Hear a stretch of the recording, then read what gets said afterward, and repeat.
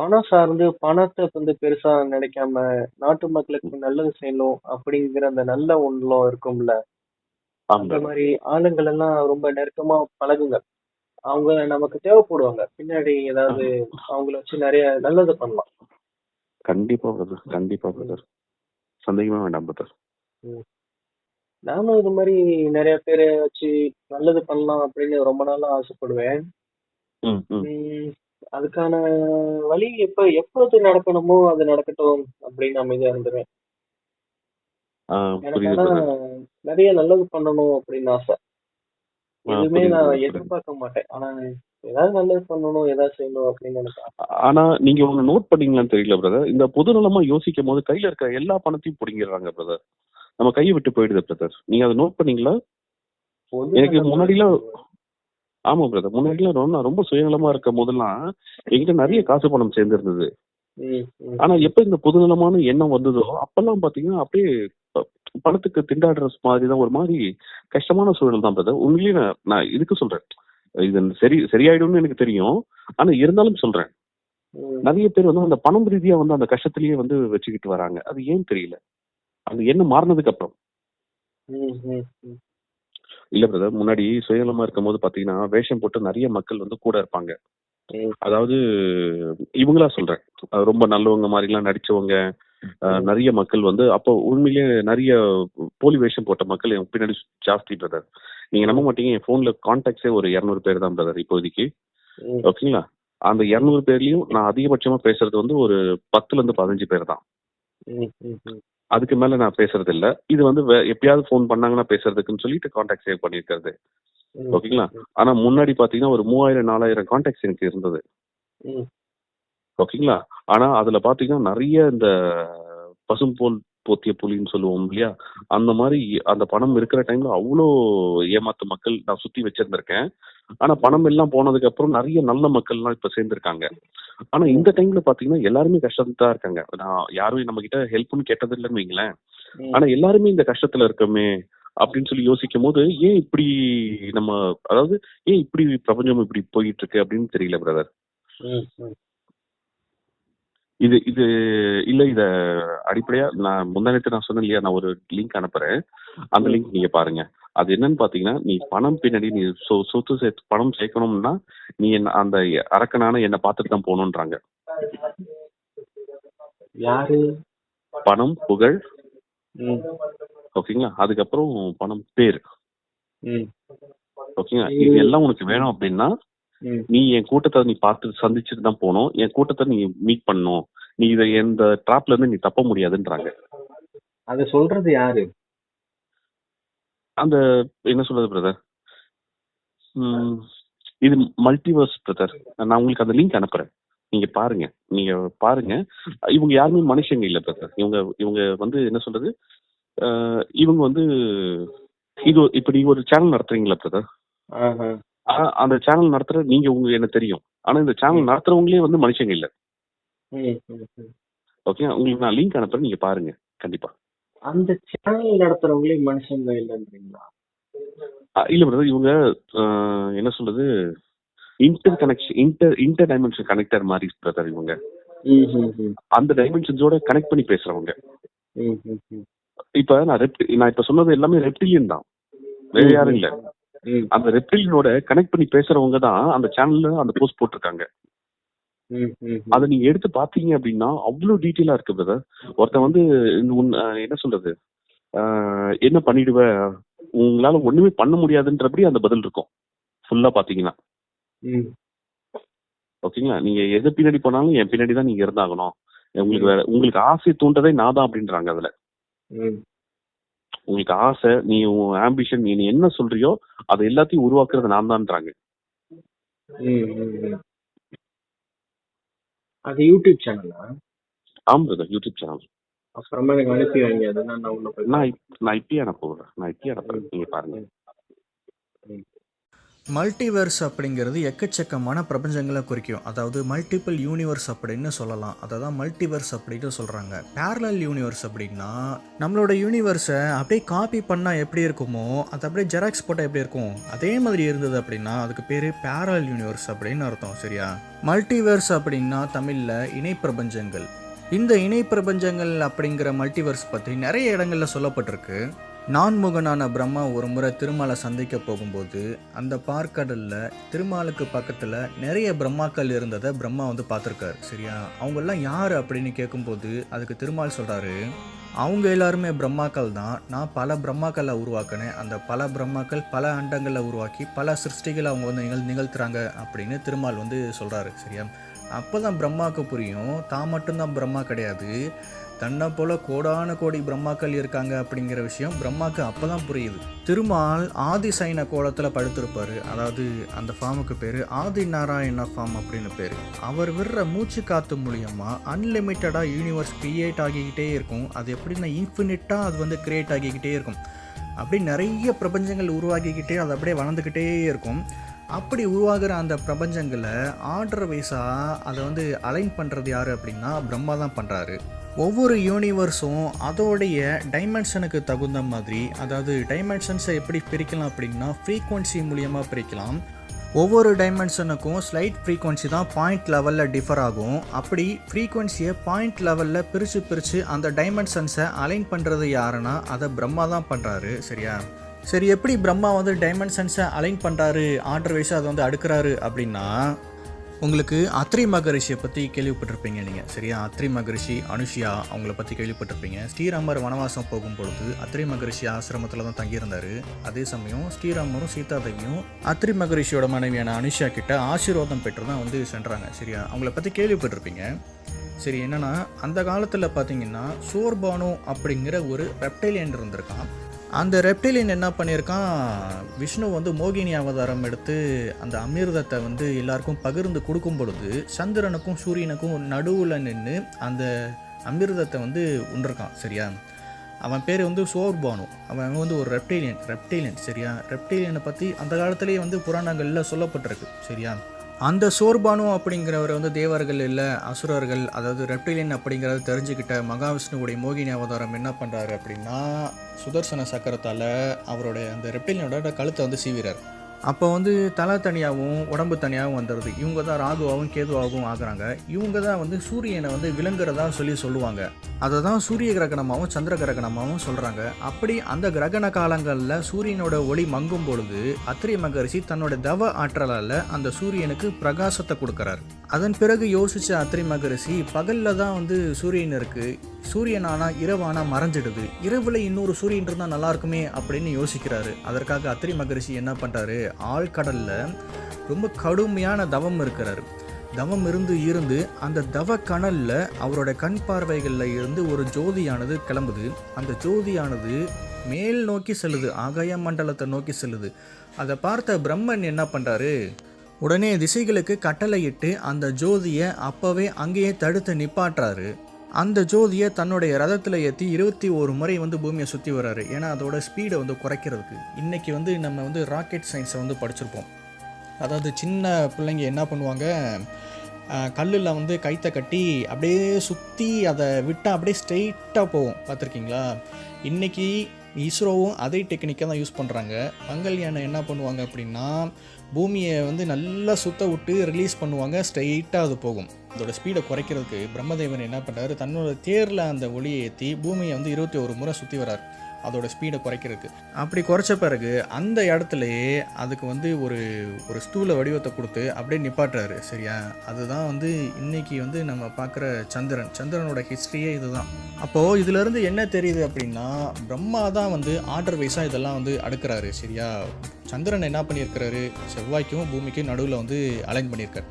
அதே மாதிரி மற்ற டைமென்ஷன்ஸில் மல்டிவர்ஸில் மற்ற யூனிவர்ஸையும் இதே மாதிரி அலைன் பண்ணுற இந்த பொறுப்பு பிரம்மாவோடது தான் சொல்கிறேன். சரியா? அந்த டைமென்ஷன்ஸை ஃப்ரீக்வன்சி வைஸாக பிரித்து வச்சுருப்பாங்க. அடுத்தடுத்த ஃப்ரீக்வன்சியில் அடுத்தடுத்த டைமென்ஷன்ஸை அப்படியே அலைன் பண்ணிகிட்டே வருவார். சரி, பிரம்மா தான் வந்து இந்த மல்டிவர்ஸில் உள்ள அந்த மல்டிபிள் யூனிவர்ஸை வந்து அலைன் பண்ணுறாரு. அப்படி ஒரு முறை பிரம்மா வந்து பிரம்மலோகத்தில் இருக்கும் பொழுது அவரை வந்து இந்திரன் வந்து சந்திக்க வராரு. அப்போது இந்திரனுக்கு வந்து தான் ஒருத்தன் மட்டும்தான் இந்திரன் அப்படின்னும், தான் ஒருத்தன் தான் தேவலோகத்துக்கே தலைவன் அப்படின்னும், இந்த பிரபஞ்சத்திலே தன்னை போல் வேறு யாருமே இல்லை அப்படிங்கிற எண்ணம் வந்து அந்த இந்திரனுக்கு வந்து ஓடுது. அப்போ பிரம்மா சொல்கிறாரு, இந்திரா, நீ ஒருத்தன் மட்டும்தான் இந்திரன்னு நீ நினச்சிட்டு இருக்க, உன்ன மாதிரி கோடான கோடி இந்திரர்கள் இருக்காங்க அப்படிங்கிற அந்த மல்டிவர்ஸ் கான்செப்டை பற்றி இந்திரனுக்கு அப்போ தான் புரிய வைக்கிறாரு. இந்திரனுக்கு அதை கேட்ட பிறகு தான் தன்னை போல் பலர் இருக்காங்க அப்படிங்கிற அந்த உண்மை வந்து இந்திரனுக்கு அப்போ தான் வந்து புரிய வருது. அந்த மல்டிவர்ஸ்குள்ளார அடிக்கடி ட்ராவல் செஞ்சுட்டு வரக்கூடிய ஒரு பர்சன் தான் வந்து நாரதர். நாரதரால் ஒரு அண்டத்துலேருந்து இன்னொரு அண்டத்துக்கு ட்ராவல் பண்ண முடியும், மல்டிவர்ஸில் வந்து ட்ராவல் பண்ண முடியும். இதே மாதிரி வந்து மல்டிவர்ஸில் வேறு யாராவது ட்ராவல் பண்ணியிருக்காங்களா அப்படின்னா, கெட்டவங்க யாராவது ட்ராவல் பண்ணியிருக்காங்களா அப்படிங்கிறத நம்ம பார்க்கும்பொழுது பார்த்திங்கன்னா, கந்த புராணத்தில் ஒரு விஷயம் வந்து வருது. சரியா, சூரபத்மன் அப்படின்னு சொல்லிட்டு ஒரு அரக்கன் வந்து அந்த காலத்தில் இருந்திருக்காரு. அந்த அரக்கன் என்ன பண்ணியிருக்காரு, சாதாரண ஒரு மனிதனாக தான் இருந்திருக்கிறாரு. அதன் பிறகு சிவபெருமானை சந்தித்து அவர் வந்து வரம் வாங்குறாரு, கடுமையான தவம் செஞ்சு வரம் வாங்குறாரு. என்ன வரம் அப்படின்னா, ஒவ்வொரு அண்டத்துக்கும் ட்ராவல் பண்ணுறத வந்து வரமாக வாங்குறாரு. சரி, அப்படி வந்து அவர் வரமாக வாங்கி ட்ராவல் பண்ணி ஒவ்வொரு அண்டத்துக்கும் போகும்பொழுது அந்த அண்டத்தை வந்து ரூல் பண்ணணும் அப்படிங்கிற தாட் வந்து சூரபத்மனுக்கு வருது. ஸோ அதனால் என்ன பண்ணார், மறுபடியும் தவம் செஞ்சு மறுபடியும் வரம் வாங்குறாரு. என்ன வரம் அப்படின்னா, எக்கச்சக்கமான அண்டங்களை ஆளக்கூடிய ரூல் பண்ணக்கூடிய வரத்தை வந்து சிவபெருமான் கிட்ட இருந்து வரமாக சூரபத்மன் வந்து வாங்கிறார். இப்படியே பார்த்தீங்கன்னா 1008 அண்டங்களை வந்து ஆளக்கூடிய அந்த பவரை வந்து வரமாக வாங்கிறாரு. இப்படி வரம் பெற்ற சூரபத்மன் கிட்ட இருந்த படை வீரர்களோட எண்ணிக்கை மட்டும் பார்த்தீங்கன்னா 57 கோடி வீரர்கள் இருந்திருக்காங்க. இந்த வீரர்கள் எல்லாம் என்ன பண்ணுவாங்க அப்படின்னா, மல்டிவர்ஸ்குள்ளே ட்ராவல் பண்ணி ஒவ்வொரு அண்டத்துக்காக பயணித்து அந்த அண்டங்களை தன்னோட கட்டுப்பாட்டுக்குள்ளார கொண்டு வந்துடுவாங்க, சூரபத்மனோட கட்டுப்பாட்டுக்குள்ளார கொண்டு வந்துடுவாங்க. ஓகேவா, 57 கோடி வீரர்கள்.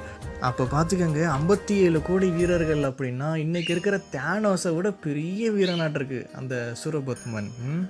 அப்படி ஒரு நாள் என்னாச்சு அப்படின்னா, முருகப்பெருமானுடைய சேவகன் பேர் வந்து வீரபாகு. அதாவது ராமருக்கு எப்படி சேவகனாக ஆஞ்சநேயர் இருந்தாரோ அதே மாதிரி முருகப்பெருமானுக்கு சேவகனாக வீரபாகு அப்படிங்கிற ஒருத்தர் வந்து இருந்தார். அந்த வீரபாகு என்ன பண்ணார், சூரபத்மனுடைய அரண்மனையை நெருப்பு வச்சு கொளுத்திட்டார். சரியா, குப்பு குப்பு குப்புன்னு அந்த அரண்மனை அப்படியே எரிஞ்சிருச்சு. அந்த அரண்மனையை உருவாக்குனது யார் அப்படின்னா விஸ்வகர்மா. இப்போ எரிஞ்ச அந்த அரண்மனையை திரும்ப சரி பண்ணணும் அப்படின்னா விஸ்வகர்மாவை கூட்டிகிட்டு வரணும். அந்த நேரம் பார்த்து விஸ்வகர்மா எங்கே போயிருந்தார் அப்படின்னா நம்ம பூமிக்கு வந்திருக்காரு. இந்த அரண்மனை எங்கே இருக்குன்னா வேற ஒரு பிளான்ட்டில் இருக்குது. அந்த பிளான்ட்டில் நடக்கிற விஷயங்கள் நான் இப்போ சொல்லிட்டு இருக்கேன். சரியா, அந்த நேரம் அரண்மனை எரியிற நேரமாக பார்த்து விஸ்வகர்மா நம்ம பூமியில் இருந்திருக்காரு. உடனே விஸ்வகர்மாவால் அங்கே போய் அந்த அரண்மனையை சரி பண்ண முடியாது இல்லையா. அதனால் என்ன பண்ணுறாங்க, சூரபத்மன் அவரோட சேனைகளுக்கும் பேரலல் யூனிவர்ஸை பற்றி தெரிஞ்சதுனால பேரலல் யூனிவர்ஸில் போயிட்டு வேறொரு கிரகத்துக்கு பயணித்து அங்கே உள்ள வேறொரு விஸ்வகர்மாவை கூட்டிகிட்டு வந்து அந்த அரண்மனையை சரி பண்ணியிருக்காங்க. இந்த மல்டிவர்ஸ் பேரலல் யூனிவர்ஸை பற்றி பல இதிகாச புராணங்களில் நிறையவே சொல்லப்பட்டிருக்கு. ஆனால் மக்கள் யாருமே அதை கவனிக்கிறதில்ல. ஏன்னா அவங்களுக்கு அந்த பற்றின புரிதல் இல்லாதது தான் காரணம். சரி, சமீபத்தில் யாராவது இதை பற்றி யாராவது பேசியிருக்காங்களா அப்படின்னு சர்ச் பண்ணி பார்க்கும்போது வள்ளல் பெருமான் இந்த மல்டிவர்ஸை பற்றி நிறையவே சொல்லியிருக்காரு.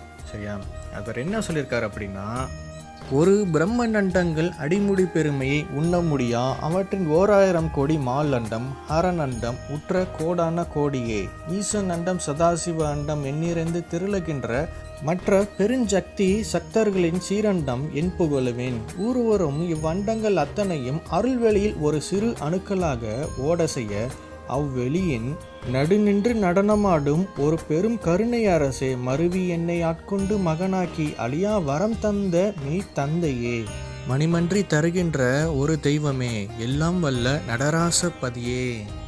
அவர் என்ன சொல்கிறாருன்னா, ஒரு பிரம்மனை பற்றியே நம்மளால் புரிஞ்சுக்க முடியாது. இந்த மாதிரி கோடான கோடி பிரம்மநண்டங்கள் இருக்குது. அதில் கோடான கோடி பிரம்மாக்கள் இருக்காங்க. அவங்களுக்கு மேலே கோடான கோடி விஷ்ணு அண்டங்கள் இருக்குது. அதில் கோடான கோடி விஷ்ணுக்கள் இருக்காங்க. அதாவது வள்ளலார் வந்து வைகுண்டத்தை தான் சொல்கிறாரு. கோடான கோடி வைகுண்டம் இருக்கிறதாகவும் அதில் ஒரு வைகுண்டத்தில் தான் நமக்கு தெரிஞ்ச விஷ்ணு அங்கே இருக்கார். சரியா, வைகுண்டத்துக்கு மேலே பார்த்தீங்கன்னா ருத்ரர்கள் இருக்கக்கூடிய கைலாசா அப்படிங்கிற அந்த கிரகம் இருக்கும். கைலாயமும் சரி வைகுண்டமும் சரி ரெண்டுமே பார்த்தீங்கன்னா பிளானட்ஸ் தான், அதாவது கிரகம் தான். சரியா, அந்த ருத்ரர்கள் வாழக்கூடிய கைலாசா அப்படிங்கிற கிரகம் கோடான கோடி இருக்கிறதாகவும் அந்த ஒவ்வொரு கிரகத்துலேயுமே ஒரு சிவபெருமான் இருப்பாங்க. சரியா, அப்போது கோடான கோடி கைலாசத்துலேயும் கோடான கோடி சூப்பர்மேன்கள் அங்கே இருப்பாங்க. நமக்கெல்லாம் தெரிஞ்சது ஒன்று தானே, ஒரு பிரம்மா ஒரு விஷ்ணு ஒரு சிவன் தானே நமக்கு தெரியுது அப்படின்னு நீங்கள் கேட்கலாம். அதாவது பிரம்மா வந்து படைப்பார், விஷ்ணு வந்து காப்பார், சூப்பர்மேன் வந்து அழிப்பார். படைத்தல் காத்தல் அழித்தல் இந்த 3 தொழில்களையும் 3 நபர்களுக்கு கொடுக்கப்பட்டிருக்கு, பிரம்மாவுக்கு விஷ்ணுவுக்கு சூப்பர்மேனுக்கு. சரியா? இந்த 3 பேருமே இவங்க வந்து படைக்கவும் காக்கவும் அழிக்கவும் செய்கிறதுக்கு பூமி வந்து ஒரு பிரம்மாவுக்கும் ஒரு விஷ்ணுவுக்கும் ஒரு சூப்பர்மேனுக்கும் கொடுக்கப்பட்டிருக்கு.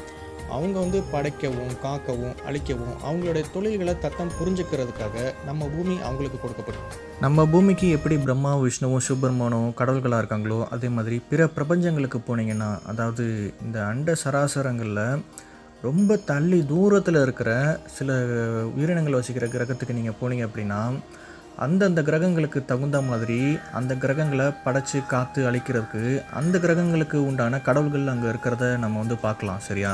அவங்களும் அந்த கிரகங்களுக்கு உண்டான பிரம்மாவாகவும் விஷ்ணுவாகவும் சூப்பர்மேனாகவும் படைச்சி காத்து அழிச்சு அவங்களோட தத்தம் தொழில்களை புரிஞ்சுட்டு வருவாங்க.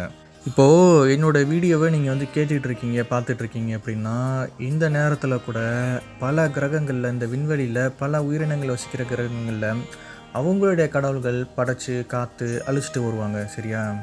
இதை நீங்கள் புரிஞ்சுக்கணும் அப்படின்னா உங்களுடைய அறிவை வந்து விசாலமாக்கணும். இந்த சிருஷ்டியில் நம்ம மட்டும்தான் இருக்கோம், நம்ம பூமி மட்டும்தான் இருக்குது, நம்ம கடவுள்கள் மட்டும்தான் இருக்காங்க அப்படின்னு நீங்கள் நினைக்காதீங்க. நம்மளை மாதிரி பல பேர் இருக்காங்க, நம்மளை மாதிரி பல உலகங்கள் இருக்குது. அந்த பல உலகங்கள்லேயும் பலவிதமான மனிதர்கள் மனித இனத்தை ஒத்த மாதிரி வாழ்கிறாங்க. அவங்கள காப்பாற்றுறதுக்கு பலவிதமான கடவுள்கள் அந்தந்த கிரகங்களுக்கு இருக்காங்க. சரி, இவ்வளோ பிரம்மா இவ்வளோ விஷ்ணு இவ்வளோ சூப்பர்மேனா அப்படின்னு நீங்கள் நினைக்கலாம். இது எல்லாமே ஒரே ஏக இறைவனுடைய அநேக வடிவங்களாகும். இதை நீங்கள் புரிஞ்சுக்கணும் அப்படின்னா உங்களுடைய அறிவை விசாலமாக்கணும். உங்களுடைய சிற்றறிவை பேரறிவாக மாற்றினா மட்டும்தான் இதை உங்களால் புரிஞ்சுக்க முடியும். வள்ளல் பெருமான் என்ன சொல்கிறாரு அப்படின்னா, கைலாயமாக இருக்கட்டும் வைகுண்டமாக இருக்கட்டும் அதுவே வெறும் அணுக்களாகத்தான் இருக்குது அப்படின்னு சொல்கிறாரு. அணுக்கள் வடிவத்தில் தான் அந்த கிரகமே இருக்குது அப்படிங்கிறத சொல்கிறாரு. எல்லாமே வெறும் அணுக்கள் தான். நம்ம சோலார் சிஸ்டமும் அணுக்கள் தான், நம்ம பூமியும் ஒரு அணு துகள்கள் தான். சரியா? அந்த வைகுண்ட கைலாயமே பார்த்திங்கன்னா வெறும் அணுக்கள் தான். அது இருக்கிறதே இந்த சிருஷ்டிக்கு தெரியுமா என்னங்கிறதே டவுட்டு தான். நம்ம சோலார் சிஸ்டம் இருக்கிறது இந்த சிருஷ்டிக்கு என்ன தெரியவா போகுது, நம்ம பூமி இருக்கிறது இந்த சிருஷ்டிக்கு என்ன தெரியவா போகுது, பூமியில் மனித இனம் அப்படிங்கிற ஒன்று இருக்குது அப்படிங்கிறது சிருஷ்டிக்கு தெரியவே தெரியாதாட்டிருக்கு. அப்படி இருக்கையில் நம்ம பூமியில் என்ன பண்ணுறாங்க, 2 நாளுக்கு முன்னாடி நியூஸில் நவையெல்லாம் போட்டுட்டு ஒருத்தர் அலப்பறை பண்ணிட்டு இவர் யாரை இம்ப்ரெஸ் பண்ணுறதுக்கு இப்படிலாம் பண்ணுறாங்க. சிலர் பார்த்திங்கன்னா சில அரசியல்வாதிகள் பதவின்னு அடிச்சுக்கிறாங்க, மக்கள் வந்து பணம் பதவி அப்படின்னு அடிச்சுக்கிறாங்க. இவங்க இருக்கிறது இந்த சிருஷ்டிக்கு தெரியவே தெரியாது. அப்படி இருக்கையில் இவங்க வந்து இந்த மாதிரி பணம்னு அலையிறது பதவின்னு அடிச்சுக்கிறதெல்லாம் பார்த்தா சிரிப்பாக வருது. சரி, சூப்பர்மேன் என்கிற ருத்திரன் இருக்கிற அண்டங்களுக்கு மேலே பார்த்திங்கன்னா ஈஸ்வரமும், அதுக்கு மேலே சதாசிவமும், அதுக்கு மேலே விந்துவும், அதுக்கு மேலே நாதமும், அதுக்கு மேலே பரவிந்துவும், அதுக்கு மேலே பரநாதமும், அதுக்கு மேலே திக்கிரந்தமும், அதுக்கு மேலே அதிக்கிரந்தமும், அதுக்கு மேலே சம்மௌனமும், அதுக்கு மேலே சுத்தமும், அதுக்கு மேலே அதீதமும் இருக்குது. இதெல்லாம் கடந்த நிலை தான் அந்த அருட்பெருஞ்சோதி ஆண்டவர் நிலை. சரியா? இப்போது இந்த விஷயமெல்லாம் நான் காட்டேன்ல, இது அப்படியே மல்டிப்பிளாக இருந்தால் எப்படி இருக்கும்? சரியா? கோடான கோடி பிரம்மா, கோடான கோடி விஷ்ணு, கோடான கோடி ருத்ரன், கோடான கோடி ஈஸ்வரம், கோடான கோடி சதாசிவம், கோடான கோடி இந்து நாதம் பரவிந்து பரநாதம் திக்கிரந்தம் அதிக்கிரந்தம் சம்மோனம் சுத்தம் அதீதம், இதெல்லாம் கோடான கோடி இருந்தால் எப்படி இருக்கும்? சரியா? இதுதான் இந்த மல்டிவர்ஸ். சரியா? இதை பற்றி வள்ளலாரே சொல்லியிருக்காரு. இத்தனை நிலைகளுமே வந்து பார்த்திங்கன்னா இறைவன் இறங்கி வர்ற படிநிலைகளாகும். அதாவது மனிதர்களை வந்து இறைவனாக மாற்றுறதுக்கு அந்த இறைவனே வந்து மனிதர்களாக வராரு. அந்த படிநிலைகள் தான் இது எல்லாமே. சரியா? இதில் வந்து ஒன்றை பிடிச்சிக்கிட்டு மற்றதை விடக்கூடாது, எல்லாத்தையுமே வந்து பார்க்கணும். சரியா? மனிதர்களை இறைவனாக்க இறைவனை மனித நிலைக்கு இறங்கி வர்ற படிநிலைகள் ஆகும். சரியா? நம்மளை உயர்த்துறதுக்கு அவரை கீழே இறங்கி வர்ற நிலைகள் இதெல்லாமே. இதில் ஒன்றை பிடிச்சிக்கிட்டு மற்றதை வந்து விடக்கூடாது. இதில் எல்லாத்தையுமே பிடிச்சிக்கணும், எல்லாத்தையுமே வந்து பார்க்கணும், எல்லாத்தையுமே வந்து புரிஞ்சுக்கணும். சரியா? இதில் என்ன விஷயங்கள் சொல்லப்பட்டிருக்கு அப்படிங்கிறத உள்வாங்கணும். இதை உள்வாங்கணும் புரிஞ்சுக்கணும் அப்படின்னா சிற்றறிவால் இயலாது. அந்த சிற்றறிவை பேரறிவாக மாற்றணும். பேரறிவாக மாற்றிட்டீங்க அப்படின்னா உங்களால் இதை வந்து ஈஸியாக புரிஞ்சுக்க முடியும். சரியா? இன்னும் நிறைய விஷயங்களை பார்ப்போம். சரியா? ஓகே, பாய்.